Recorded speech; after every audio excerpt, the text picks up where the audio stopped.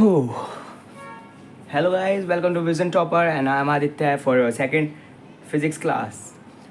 Okay, last class में मैंने आपको होमवर्क दिया था what is the difference between EMF and potential difference. आपको एटलीस्ट 3 पॉइंट आपको याद करने थे, उनके बीच के डिफरेंस के निकालने थे. तो अगर जिनको ये होमवर्क नहीं हो पाया, अगर उनको डिफरेंस लिखना है तो आप लिख सकते हैं. पहला डिफरेंस ईएमएफ होता है हमारा it is the work done to take the unit positive charge throughout the circuit. Work done potential difference होता है work done required to move a unit positive charge from one point to another. and EMF independent होता है resistance के, internal resistance के, current के, और work done इन सब पे dependent होता है. और EMF एक cause है और work done एक effect है. बाकी आप इसको समझिए और इसको लिखिए. ओके, आज हमारी क्लास में थंबनेल से तो आप समझ ही होंगे आज हम पढ़ने क्या वाले हैं. आज हम पढ़ने वाले ड्रिफ्ट वेलोसिटी और thermal temperature dependency of resistance. Okay, now focus. उससे पहले हम शुरू करें तो आज की second class current electricity chapter 3. तो आज का हमारा पहला टॉपिक है व्हाट आर कंडक्टर्स. कंडक्टर्स आप सब जानते होंगे. These are the materials which conduct electricity freely, these are called conductors. दूसरा होता है हमारे पास इंसुलेटर्स. हमको ये पहले बेसिक जानने बहुत ज़रूरी है, और ना बेसिक के बिना बेस नहीं बनेगा. कुछ बच्चे कंफ्यूज हो जाते हैं. Okay, insulator, these are the materials which do not conduct electricity.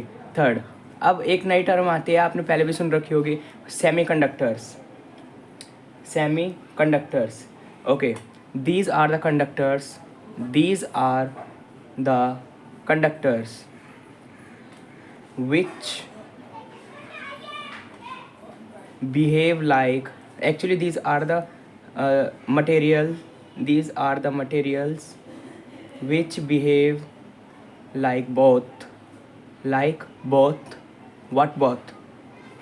which behave like both conductors and insulators. Okay, ये वो मटेरियल है जो कंडक्टर और इंसुलेटर दोनों की तरह बिहेव करता है. इनकी रेंज पड़ती है 10 to the power -4 to 10 to the power +4 to 10 to the power -8 ohm. ये this behave as conductor and this behave as insulator. जितनी ज़्यादा पावर होगी उतना ज़्यादा वो इंसुलेट करेगा, और जितनी कम पावर होगी, जितनी नेगेटिव में पावर होगी, वो बिहेव कंडक्टर करेगा. अब एक टर्म आती है सुपर कंडक्टिविटी. इसको सुन के आपको क्या लगता है, व्हाट इज़ सुपर कंडक्टिविटी? मैंने आपको लास्ट क्लास में कराया था कि what is resistivity and conductivity, लेकिन वो उस कंडक्टिविटी से बिल्कुल अलग है जो हमारे इन्वर्स ऑफ रेजिस्टिविटी थी. ओके, ये होती है this is the property of material या रेजिस्टर कह सकते हैं. Property of material bracket resistor. This is the property of material and resistor too. Okay, थोड़ा सा शोर हो रहा था तो इसलिए वीडियो को थोड़ा कट करना पड़ा. Okay, this is the property of material या resistor to avoid free flow of resistance. मतलब ये वो मटेरियल जो अपने थ्रू रेजिस्टेंस पास नहीं होने देता. Free flow of electrical resistance अपने थ्रू पास नहीं होने देता. वैसे बहुत कम आता है, लेकिन ना के बराबर. एनसीईआरटी में इसका रेफरेंस नहीं है, तो मैंने बस जस्ट फॉर नॉलेज बता दिया, और इसकी कोई यूनिट नहीं होती. Now moving on to the next topic. आज का मेन टॉपिक है हमारा drift velocity. Okay, drift velocity से बढ़ने से पहले आज हमको ये समझना होगा कि electron, what is the movement of electron. What is the movement of electron. Electron की मूवमेंट कैसे होती है? क्या वो स्टैटिक होता है? क्या वो हमेशा चलता फिरता रहता है, या कभी कभी कैसा मोशन रहता है उसका? ओके, ये हमें समझने के पहले हमें इसका नेचर समझना होगा. हमने कॉन्वेंशनल करंट और इलेक्ट्रॉनिक करंट पढ़ा था कि कॉन्वेंशनल करंट में हमारा जो इलेक्ट्रॉन है वो opposite to the current flow होता है, और जो हमारा प्रोटॉन होता है वो in the direction of electric current के फ्लो होता है. ओके, नाउ इलेक्ट्रॉन हमारा मूव फ्लो करता भी कैसे है. इलेक्ट्रॉन को फ्लो कराने के लिए सबसे इम्पोर्टेंट है इलेक्ट्रिक फील्ड. इलेक्ट्रॉन के फ्लो के लिए सबसे इम्पोर्टेंट है इलेक्ट्रिक फील्ड. अगर इलेक्ट्रिक फील्ड, इलेक्ट्रॉन के फ्लो से इलेक्ट्रिसिटी बनती है और इलेक्ट्रिसिटी से इलेक्ट्रिक फील्ड होती है. अगर इलेक्ट्रिक फील्ड ही नहीं होगी तो इलेक्ट्रॉन मूव कैसे करेगा. यानी इस पहले हमारा केस होता है, पहला case in presence of electric field. Electric field में इलेक्ट्रॉन का मोशन कैसे होता है. मैंने आपको इलेक्ट्रॉन का मोशन, जब हमने इलेक्ट्रॉनिक करंट और कन्वेंशनल करंट किया था, मैंने आपको बताया था इलेक्ट्रॉन का flow opposite to the current होता है, और जिस डायरेक्शन में करंट होता है उस डायरेक्शन में इलेक्ट्रिक फील्ड होती है. For example, this is our electric field. यानी हमारा जो करंट है वो इसी डायरेक्शन में फ्लो हो रहा है, लेकिन जो इलेक्ट्रॉन है वो अपोजिट डायरेक्शन में फ्लो होगा. तो यानी फर्स्ट केस का आंसर हमारे पास आता है जब इलेक्ट्रिक फील्ड प्रेजेंट होती है और उसमें करंट होता है, तो इलेक्ट्रॉन जो फ्लो होता है वो अपोजिट में फ्लो होता है इलेक्ट्रिक फील्ड करंट के. ओके, नाउ सेकंड केस ये बनता है हमारे पास in absence of electric field. In absence of electric field. Okay, second case में हमारे पास इसका आंसर आता है जब इलेक्ट्रिक फील्ड ही नहीं होगी, यानी इलेक्ट्रॉन मूव ही नहीं कर रहा, तो करंट भी फ्लो नहीं होगा. करंट फ्लो नहीं है तो नो इलेक्ट्रिक फील्ड. यानी अगर इलेक्ट्रॉन फ्लो नहीं हो रहा है यानी वो रैंडम मोशन शो कर रहा है, यानी एक स्टैटिक पोजिशन में है. तो यानी no electric field, that electron will move here there showing random motion. Okay, दोनों केस का आंसर है हमारे पास. पहला केस जब इलेक्ट्रिक फील्ड प्रेजेंट है, इलेक्ट्रिक फील्ड के प्रेजेंट होने से जो इलेक्ट्रॉन है वो opposite to the electric field जाएगा, और जब इलेक्ट्रिक फील्ड एब्सेंस है तो जो इलेक्ट्रॉन है वो रैंडम मोशन शो करेगा. आपने देखा होगा जब हवा नहीं चल रही होती है तो जैसे मक्खी रैंडम मोशन शो करती है वैसे इलेक्ट्रॉन अपना रैंडम मोशन शो करेगा. लेकिन जब हवा चल रही होती है तो कैसे मक्खी एक हवा के डायरेक्शन में उड़ने लग जाती है तो वो रैंडम मोशन शो नहीं करती. तभी वैसी केस यहाँ पे है यहाँ. ओके, अब हमारा टॉपिक शुरू होता है ड्रिफ्ट वेलोसिटी.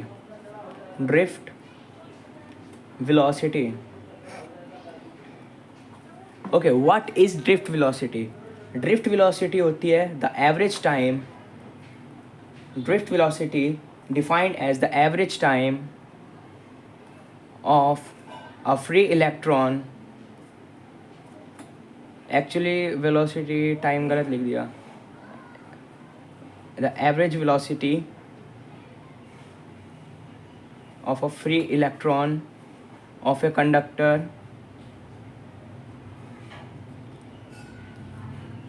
gained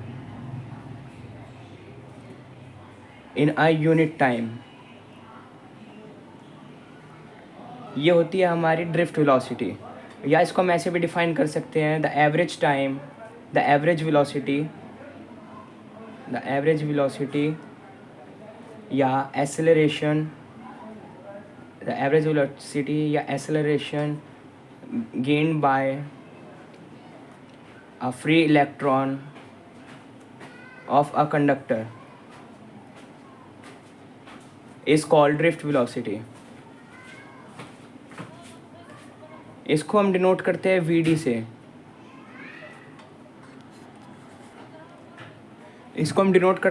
से. और इसमें हम एक और लाइन ऐड कर सकते हैं. जब अभी पीछे हमने पढ़ा है जो इलेक्ट्रॉन का फ्लो है वो कन्वेंशनल करंट जैसा है जब इलेक्ट्रिक फील्ड प्रेजेंट है, और मूवमेंट इलेक्ट्रॉन की तभी होगी जब उसमें इलेक्ट्रिक फील्ड होगी. सो द एवरेज वेलोसिटी या acceleration gain by a free electron of a conductor is drift velocity.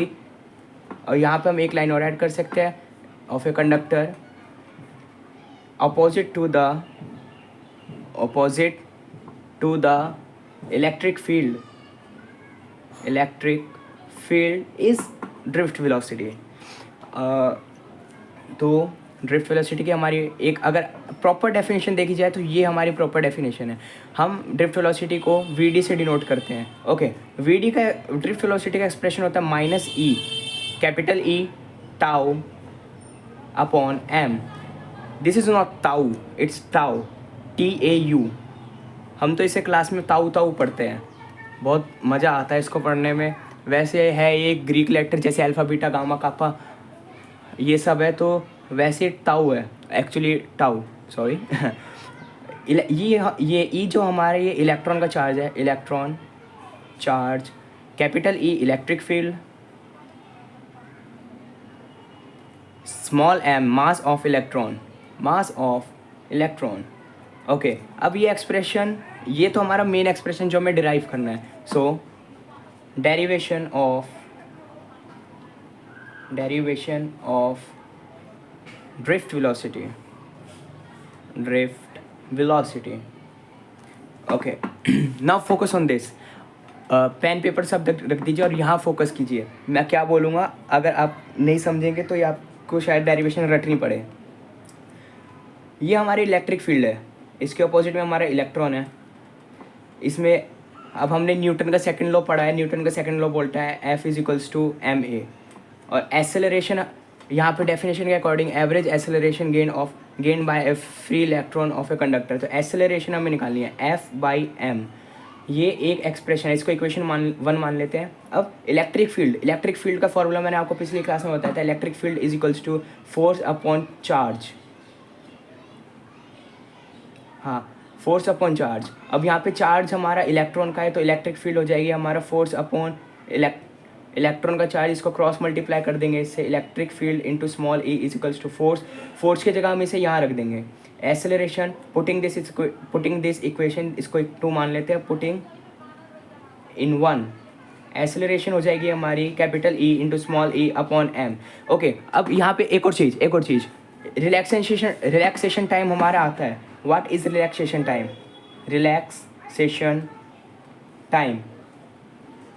Time होता है the time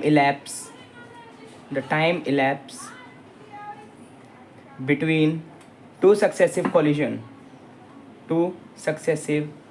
collision is called relaxation time, and it is the product of acceleration into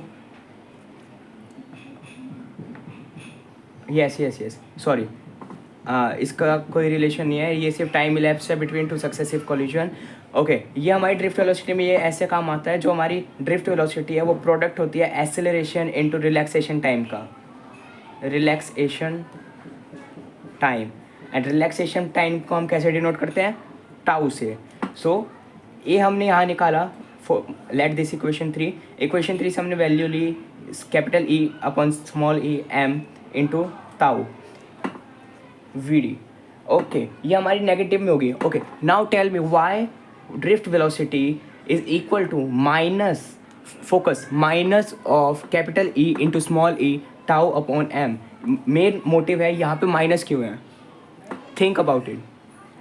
yes, यहाँ पे minus इसलिए क्योंकि अब हम तो अभी पढ़ के आए हैं ना, क्योंकि इलेक्ट्रिक फील्ड के अपोजिट में इलेक्ट्रॉन का डायरेक्शन होता है। सो इसलिए सिर्फ डायरेक्शन दिखाने के लिए यहाँ पे माइनस लगा है, वरना इसका माइनस का क्वेश्चन से कोई रिलेशन नहीं है। Okay, moving on to the next topic. एक मेन क्वेश्चन बनता है वैसे, question why there is no net acceleration in drift velocity while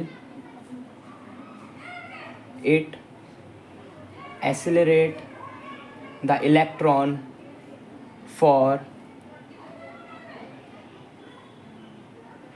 conduction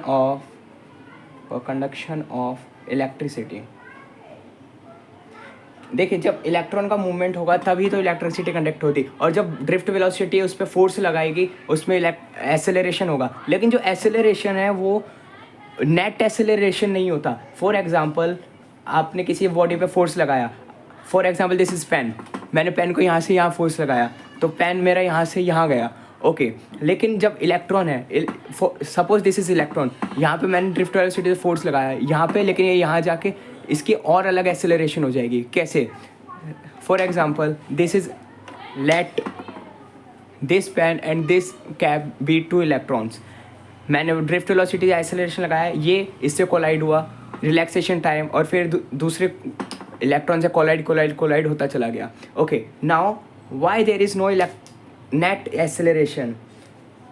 because जब कॉलिजन होगा एक इलेक्ट्रॉन से दूसरे इलेक्ट्रॉन का, दूसरे इलेक्ट्रॉन से तीसरे इलेक्ट्रॉन का, तीसरे से चौथे का, चौथा पांचवा छठा, ऐसे करते करते n नंबर ऑफ इलेक्ट्रॉन्स का जब कॉलिजन होगा, तब उनके बीच का जो रिलैक्सेशन टाइम है तो वो उनका नेट एक्सेलरेशन निकालने में हेल्प नहीं करता है.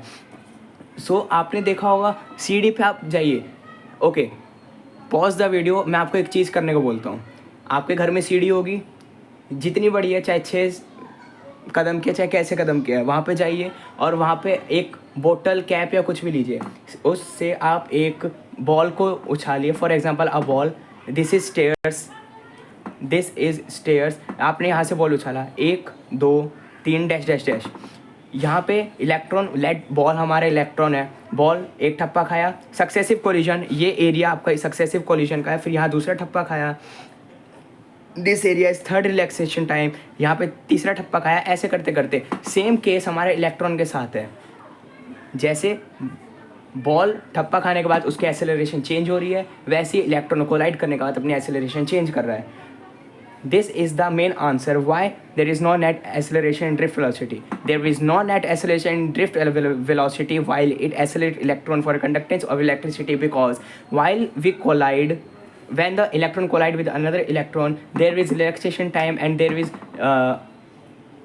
there is a change in acceleration in movement of electron. For example आप डाल दीजिए, for example let electron be a ball. We throw a ball on stairs and the ball collides with the staircases and there is random acceleration. For example accelerate ball हमने की 2 metre पर second square से, अगर एक ठप्पे पे उसकी velocity 0.5 से गिरती है तो उसकी एक्सेलरेशन कुछ गिरेगी, फिर दूसरे पे कुछ गिरेगी, फिर तीसरे पे कुछ गिरेगी. Same case in electron. Okay, now अब हमारी अगला टॉपिक आता है हमारे पास, derive a relation between current and drift velocity. ओके, ये बहुत इंपॉर्टेंट डेरिवेशन है according to the exam point of view, CBSE point of view. ये पूछी जा सकती है. नाउ लेट हमारे पास एक ट्यूब है हमारे पास, उसमें इलेक्ट्रॉन फ्लो हो रहे हैं. डायग्राम आपको बनाने पड़ेंगे फिजिक्स में. अगर आप किसी सर्किट का क्वेश्चन सॉल्व कर रहे हैं, उसमें सर्किट डायग्राम ज़रूर होना चाहिए. डेरिवेशन कर रहे हैं तो कोशिश करिए कि आपके पास वो रहे. Now this is a tube, electron यहाँ फ्लो हो रहे हैं, यानी अगर इलेक्ट्रॉन यहाँ फ्लो हो रहे हैं तो what is the direction of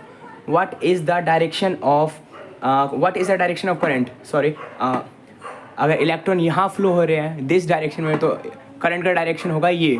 तो what is this type of current is called? Yes, this is conventional current. ये हमारा एक सर्किट से कनेक्टेड है, एक बैटरी है V वोल्ट की, इसमें से I करंट निकला है और इसकी लेंथ L है, ट्यूब की लेंथ L है, इसका क्रॉस सेक्शन एरिया A है और इसमें जो इलेक्ट्रॉन फ्लो हो रहे हैं, let this electron be N. ये आपको स्टेटमेंट में लिखना है, इसे मैं आपको थोरली बता रहा हूँ. यहाँ पे जब आप YouTube से पढ़ते हैं, आपका मेन मोटिव होता है थोरली समझना और उसे कॉपी पे उतारना. ओके, नाउ यहाँ पे हम आते हैं, एक टर्म आती है हमारे पास इलेक्ट्रॉन डेंसिटी स्टैंड होती है number of electron per unit length. एक लेंथ में कितने इलेक्ट्रॉन फ्लो होते हैं. फॉर एग्जांपल 1 मीटर लेंथ में 100 इलेक्ट्रॉन फ्लो हो रहे हैं, 200 मीटर लेंथ में 2000 इलेक्ट्रॉन फ्लो हो रहे हैं, एट्सेट्रा. सो ये हमारा होता है स्मॉल n अपॉन L. इसको हम कैपिटल N से डिनोट करते हैं. Sorry, actually this is E. By mistake हो गया क्योंकि बहुत सारी चीज़ें घूम रही है आज पढ़ाने के लिए. आज बहुत मज़ा आ रहा है क्योंकि डेरिवेशन पार्ट मेरा सबसे फेवरेट पार्ट रहता है. क्योंकि फिजिक्स में जब तक डेरिवेशन नहीं होती है ना, तब तक ना आपसे क्वेश्चन बनने वाले हैं, ना आपसे फॉर्मूले बनने वाले हैं. डेरिवेशन पार्ट बहुत इंपॉर्टेंट है फिजिक्स का.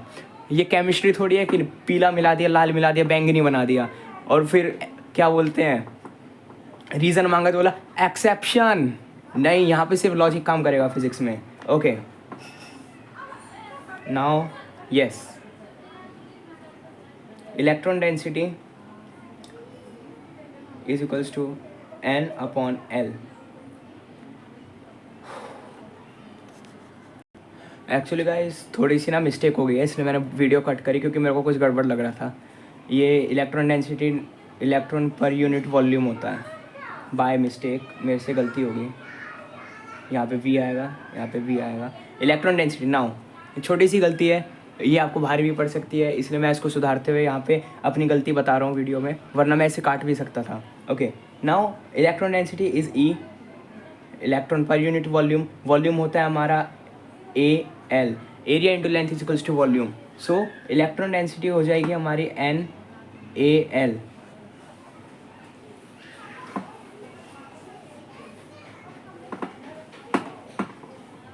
एक्चुअली ना एक और मिस्टेक हो रही है, इलेक्ट्रॉन डेंसिटी हम कैपिटल एन से डिनोट करते हैं, वरना ये तो ई स्क्वायर हो जाएगा। ओके, देखिए जब भी मैं आपको डेरिवेशन कराऊँ तो आप पेन नहीं उठाएंगे, क्योंकि मैं भी एक स्टूडेंट हूँ, आप भी एक स्टूडेंट है, मैं अपना सीखा हुआ आपको सिखा रहा हूँ इसलिए।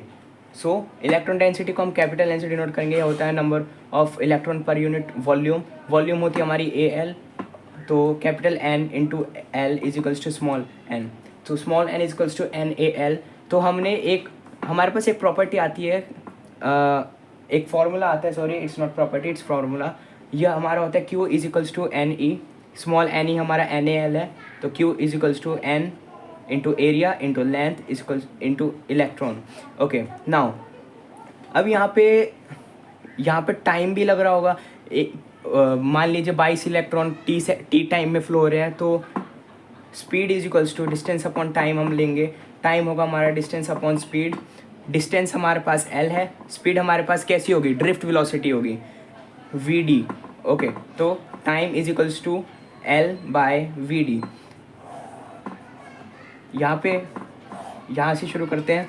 अब हमने क्या पढ़ा था पिछले क्लास में, करंट होता है हमारा I upon Q upon T, तो I is equals to charge हमारा N A L into E upon L upon V D, L से एल कटा, I is equals to N E A V D, and this is our relation we have to derive the relation between the current and the drift velocity.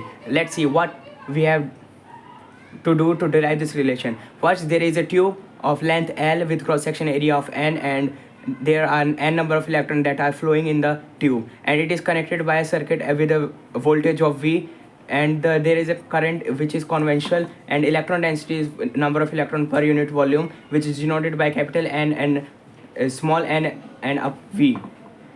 Capital N into V is equals to small n, where V is area into length, and Q is equals to N. That this is a type of property when we study it first chapter.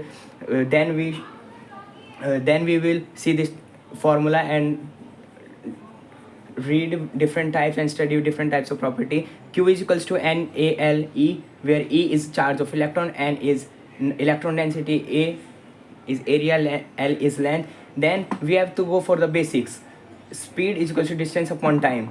Time is equals to, because there are n number of electrons which are flowing in time t, so we have to find out the time. Time is equals to distance upon speed. Distance is L, that is the length of the tube. Speed is Vd, the drift velocity. Then we will go for the relation I is equals to Q by T.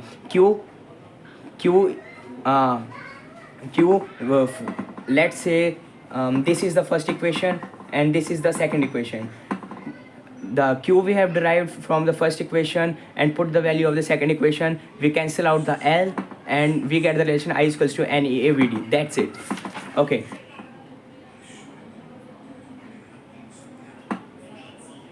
Now कुछ हुआ?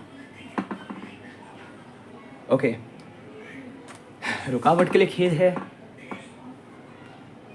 इस derivation में थोड़े correction के छेद हैं, adjust कर लीजिए, सिर्फ आपको समझना है। कॉपी पे इसको समझ के आप कॉपी पे बिना देखे लिखने की कोशिश कीजिए। Okay, now relation between current density. Current density हमने पिछली क्लास में डिराइव करी थी, जिसको हम जे से डिनोट करते हैं, and drift velocity V D. Current density होती है हमारी I upon area, current upon area. J I हमने पीछे डिराइव किया NEAVD अपॉन एरिया, एरिया से area cancel, J is equals to NEVD. This is other normal relation. Okay. Now some types of relation we have to study. First, relaxation time, which is represented by tau, is inversely proportional to temperature. Temperature increases, relaxation time decreases. Okay. Second, now resistance depend upon length, nature of material, and area. Question: what is the effect of temperature on resistance? What is the effect of temperature on resistance? ये एक simple सा question है जिसको आप 10th में भी study करके आए होंगे। एक्चुअली जिनको याद नहीं है, अब पिछली क्लास आप जाके देखिए, उसमें मैंने बताया था रेजिस्टेंस किन किन फैक्टर्स पर डिपेंड करता है। ओके, टेम्परेचर बढ़ेगा, लेंथ बढ़ेगी तो एरिया बढ़ेगा तो रेजिस्टेंस घटेगी। This is the very basic answer that we study in 10th class. Now according to 12th class, मैंने अभी आपको ये रिलेशन क्यों बताया था, क्योंकि मुझे आपको इस क्वेश्चन का आंसर देना है। जब टेम्परेचर बढ़ेगा रिलैक्सेशन टाइम घटेगा। ओके, जब टेम्परेचर बढ़ता है तब इलेक्ट्रॉन की मूवमेंट यानी एंट्रोपी बढ़ती है, डिसऑर्डरनेस बढ़ता है सिस्टम का। डिसऑर्डरनेस होने से कोलिजन होंगे, जितने ज़्यादा कोलिजन होंगे उतना कम हमारा रिलैक्सेशन टाइम होता है। जितना कम रिलैक्सेशन टाइम होगा उतनी ज़्यादा हमारे पास रेजिस्टिविटी होती है, जो हम अगली डेरिवेशन में सीखेंगे जब हम ओम्स लॉ प्रूफ करके दिखाएंगे। Now this relation can be relation, actually physics इतने सारे रिलेशन करके रिलेशन मुँह से निकले जा रहा है। तो इस क्वेश्चन का आंसर हम ऐसे दे सकते हैं कि when temperature increases the number of collision increases, and when the number of collision increases the relaxation time decreases, and with decrease in relaxation time the temperature increases more efficiently, which causes the change in length of the wire, which is change in and causes the change in area of the wire, which changes the resistance of the wire. समझ गए? जितना ज़्यादा collision होगा उतनी ज़्यादा entropy होगी, जितनी entropy होगी उतना ज़्यादा टेम्परेचर होगा, और उससे लेंथ बढ़ेगी, एरिया बढ़ेगा, जिससे रेजिस्टेंस भी बढ़ेगी। ओके, नाउ मैं एक डेरिवेशन की बात कर रहा था जो हम वेरिफिकेशन ऑफ ओम्स लॉ सीखने वाले हैं। V is equals to I R हमने पिछली क्लास में पढ़ा, इसको हम प्रूफ करेंगे आज। Verification of Ohm's law, verification of Ohm's law. Now हमने अभी पढ़ा I is equals to NEAVD, वे ड्रिफ्ट वेलोसिटी का फॉर्मूला क्या है? बोलो क्या है? NEA मॉड्यूलस में E upon M tau. Mod हमने इसलिए रखा क्योंकि हमें माइनस का प्लस चाहिए। I is equals to N, E से E मल्टीप्लाई होगा, E square, area so area NE, और इलेक्ट्रिक फील्ड तो electric field tau upon M। अब इलेक्ट्रिक फील्ड का हमने पिछले क्लास में रिलेशन पढ़ा था, E is equals to V by L, I is equals to N E square A V tau upon M L। V यहाँ चला जाएगा I के नीचे, is equals to N E square A tau upon M L। अब इसको हम reciprocate कर देंगे, V is equals to I is equals to M L upon N E square tau. V by R हमारा Ohm's law से होगा, resistance is equals to M L upon NE square A tau. Okay, resistance होगा, yes. So where resistance हमारा R है तो हमारा resistivity का formula बनता है M upon NE square tau. ये हमारे रेजिस्टिविटी का फॉर्मूला है जो हम ड्रिफ्ट वेलोसिटी के रिलैक्सेशन टाइम के टर्म्स में पढ़ते हैं। तो ये जो हमारा कंपोनेंट है ME स्क्वायर टाउ, ये हमारा रो के बराबर है, R is equals to rho L by A। तो इसको हम सेकेंड इक्वेशन में पुट करते हैं, V by I is equals to rho L का L A का A। सो R ये हमारा हो जाएगा R थर्ड इक्वेशन से। So V by I is equals to R, V is equals to I R, and this is the verification of Ohm's law. Okay, listen, हमने क्या किया? I equals to N A V D. I drift velocity का formula रखा, modulus लगा के इसका square हो गया। इलेक्ट्रिक फील्ड हमारी वी बाई एल है, वी को हम यहाँ ले गए और हमारा रेजिस्टिविटी का फॉर्मूला था N M upon N E square tau, उसको हमने यहाँ पे रखा तो हमारा R equals to L by A से ऐसे हमारा फॉर्मूला आ गया। इसका एक बार आप पिक्चर ले लीजिए अगर लेना चाहते हैं तो, क्योंकि ये थोड़ी कॉम्प्लेक्स डेरिवेशन थी। Okay, for our today's last topic we are temperature dependency of wire. मैंने आपको अभी बताया कि कॉलिजन का क्या इफेक्ट पड़ता है रेजिस्टेंस पे, वो आप ध्यान में रखिए। अब देखिए R is equals to rho L by A, ये तो नॉर्मल फॉर्मूला है। Rho is equals to M upon N E square tau. अब देखिए R और रो तो डायरेक्टली प्रोपोर्शनल क्या है, जितना टेम्परेचर बढ़ेगा उतना रिलैक्सेशन टाइम घटेगा और ये बढ़ेगा हमारा, क्योंकि इन्वर्सली रिलेशन में है, inversely proportional to tau relation. So इससे क्या होता है, रिलैक्सेशन टाइम कम होगा, रेजिस्टिविटी बढ़ेगी और कंडक्टिविटी घटेगी। सो इससे क्या होता है, हमारा रेजिस्टेंस बढ़ता है और इसका हमारे पास नॉर्मल फार्मूला आता है rho is equals to rho naught multiply by 1 plus rho del T, where del T is change in temperature and rho naught temperature at 0 degree Celsius, and this is temperature at T. Temperature is resistivity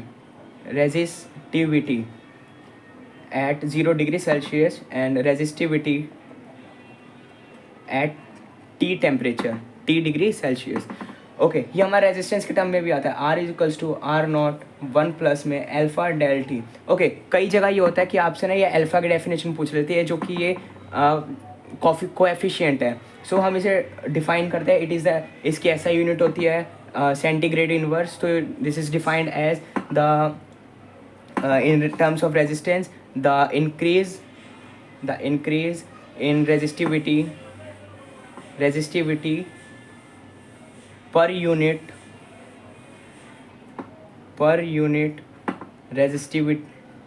resistivity centigrade